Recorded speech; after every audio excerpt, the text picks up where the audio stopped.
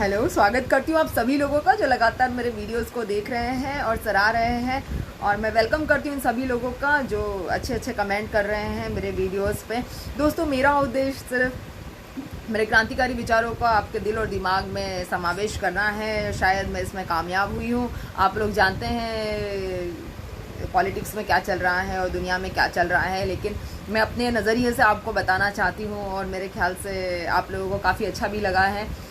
आज हम बात करते हैं सुप्रीम कोर्ट की और सरकार की कि किस तरह से सुप्रीम कोर्ट और सरकार जो है इस वक्त में काम कर रही है। हमने पिछले वीडियोस में देखा कि किस तरह से अर्थव्यवस्था की बैंड बजी पड़ी हुई है और महिलाओं की क्या इज्जत हो रही है और किस तरह से स्टुपिडिटी जो है कूट कूट के जो है बीजेपी में भरी हुई है और अंधभक्त जो है अगरबत्ती और घी के दिए जला रहे हैं और सरकार की उपासना में और अर्चना में लगे हुए हैं। हालांकि उनको बहुत सारी चीज़ें जो है हजम नहीं होगी। इस वीडियोस में भी मैं जो आगे आने वाली वीडियोस हैं इनमें भी मैं ऐसे ही कुछ मसाला लेकर आऊँगी।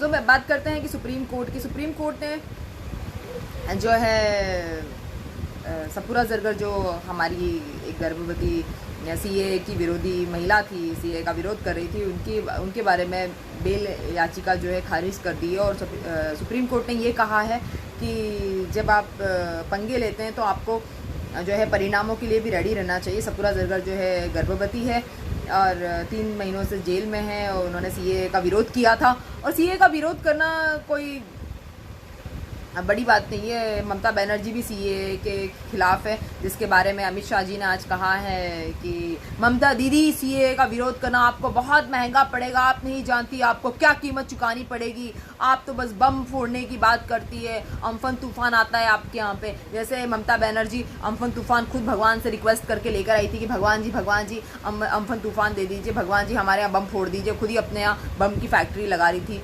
ममता बनर्जी। इस तरह से जो है अमित शाह बात कर रहे हैं। रही बात सपुरा जरगर जी की, तो वो 3 महीने से जेल में है और उनकी जो इम्यूनिटी है वो काफ़ी वॉलेटाइल है गर्भवती होने की वजह से इम्यूनिटी, और she is prone to infect with lot of diseases let alone corona, but she is prone to get infected with lot of diseases. लेकिन फिर भी जो हमारे यहाँ पे महिलाओं की इज्जत क्या की जा रही है वो तो आप जानते ही हैं, जो हम पहले वीडियोज़ में बात कर चुके हैं। और सपुरा जरगर जी की जो बेल है वो सरकार ने जो है सुप्रीम कोर्ट ने सरकार के इशारे पे रद्द कर दी है। अमित शाह जी ने जो है वर्चुअल रैलीज़ का सिलसिला शुरू कर दिया है अपने चुनावी मामलात को लेकर। ये जो ओटीटी जो ये लॉकडाउन चला है, इसके बाद में हमारी सरकार ने जो है बिल्कुल भी ये प्लान नहीं बनाया कि अगर कोरोना की सेकेंड वेव आएगी और जब लॉकडाउन खुलेगा तो हम कैसे उससे बच पाएंगे, कैसे वायरस से बच पाएंगे, कैसे हम बीमारियों से बच पाएंगे। इसकी बजाय अब जो अमित शाह जी है कोई प्लानिंग करने की बजाय फिर से वही अपना जो हथकंडा अपना रहे हैं चुनाव प्रचार का। और उड़ीसा, बिहार, अब पश्चिम बंगाल में भी उन्होंने रैली की है। जनता में खासा आक्रोश नज़र आ रहा है उनकी रैलियों को लेकर। जनता तो बीजेपी का नाम तक सुनना नहीं चाहती है। वही बिहार के मजदूर हैं जिनकी बिना खाए पिए 2-2 महीने तक 55 दिन तक वो रोडों पे चलते रहे और उनकी जो है मौत हो गई है।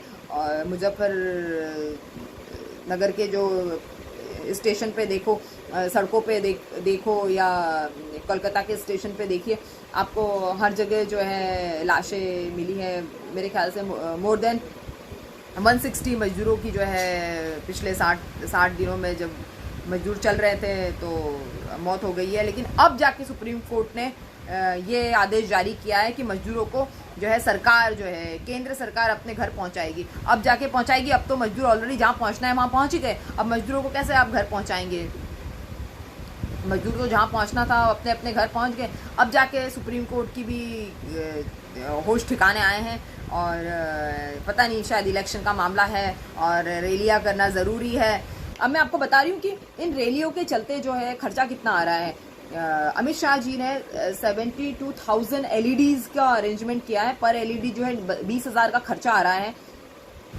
तो टोटल मिला के मोर देन 150 करोड़ जो है इन LEDs पे खर्चा किया जा रहा है। उनकी एलईडीज़ का देख रेख करने के लिए 2 आदमी लगते हैं, देन एलईडीज़ को सर्वेलेंस पर रखा जाता है, जनरेटर एलईडीज़ के लिए। इस तरह से जो वर्चुअल रैलीज अमित शाह जी कर रहे हैं, मगर अमित शाह जी ये बताने को तैयार नहीं है बिल्कुल भी कि चाइनीज़ आर्मी जो है वो फिंगर 1 से फिंगर 8 तक कैसे आ गई है, और चाइनीज़ विमानों ने जो है पूरा घेराबंदी कर रखा है और हमारे देश की सीमा जो है अंदर आती जा रही है, सीमाओं पे जो है आक्रमण अंदर आता जा रहा है। पता नहीं अमित शाह इसके बारे में कब बात करना चाहेंगे, जब चाइनीज़ आर्मी जो है दिल्ली तक आ जाएगी शायद, तब अमित शाह उसके बारे में बात करेंगे।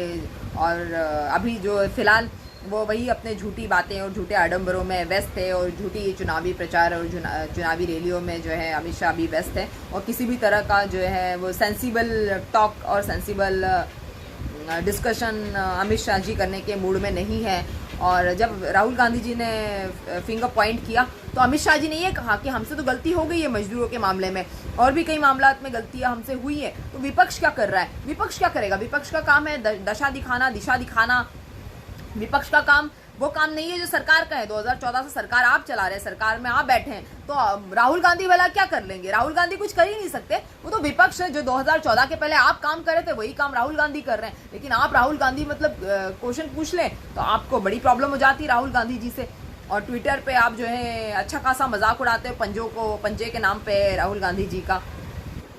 हमारे यहाँ पे राहुल गांधी जी ने कोई बात कर ली तो इन लोगों को एक मजाक सूझ जाता है, इन लोगों को एक डिस्कशन हो जाती है कि राहुल गांधी जी क्या बात कर रहे हैं, वो तो उसको तो टोटली नज़रअंदाज कर दिया जाता है। लेकिन वो राहुल गांधी जी ने बात की है, इसी से वो लोग काफ़ी फनी जोक्स बना लेते हैं। मैं बीजेपी के बारे में ये बताना चाहती हूँ कि अगर राहुल गांधी जी ना होते और कांग्रेस ना होती तो पता नहीं किसकी टांग खींच के जो है ये बीजेपी सरकार जो है अपना झंडा लहराती और अपने बारे में बड़ी बड़ी बातें करती।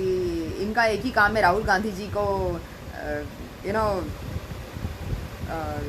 राहुल गांधी जी पे कीचड़ उछालना, उनका जोक बनाना और कांग्रेस का मजाक उड़ाना, और ऐसे करते करते ही ये लोग जो है 2 बार सत्ता में आ गए हैं। अगर कांग्रेस ना होती तो मुझे नहीं लगता कि बीजेपी को कांग्रेस के बुराई करने के अलावा कोई भी काम दिखाने के लिए अभी उनके पास में हाथ में फ़िलहाल है। ठीक है, उसके बाद में जो है हम बात करेंगे कि बिहार की जो रैली थी उसमें अमित शाह जी ने अपनी गलती मान ली है कि उन्होंने बहुत गलतियां करी है, और जो भी मतलब उनसे हो गया अब हो गया। अब वो जो है